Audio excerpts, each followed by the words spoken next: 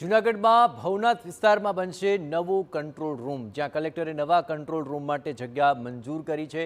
Police સ્ટેશનની બાજુમાં 677 ચોરસ મીટર જગ્યા ફાળવવામાં આવી છે। આ કંટ્રોલ રૂમ બનાવવાની કામગીરી ટૂંક સમયમાં શરૂ થઈ જશે। મોટા મેળા દરમિયાન વ્યવસ્થા જળવાઈ રહે તે માટે આ નિર્ણય કરાયો છે। તમામ વિભાગની ઓફિસ અને કોન્ફરન્સ હોલનો તેમાં સમાવેશ કરાયો છે। આ નિર્ણયને લોકો અને સાધુ સંતોએ પણ વધાવી લીધો।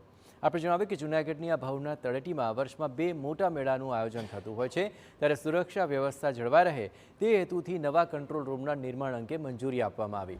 ભવનાથ પોલીસ સ્ટેશનની બાજુમાં 677 ચોરસ મીટર જગ્યામાં વિશેષ કંટ્રોલ રૂમ ઊભો કરાશે, જેની કામગીરી આગામી સમયમાં હાથ ધરાશે। અત્રે મહત્વપૂર્ણ છે કે આ કંટ્રોલ રૂમમાં વિવિધ કોન્ફરન્સ રૂમનો પણ સમાવેશ કરાશે। કલેક્ટરના આ નિર્ણયને સાધુ સંતોએ વધાવી લીધો છે।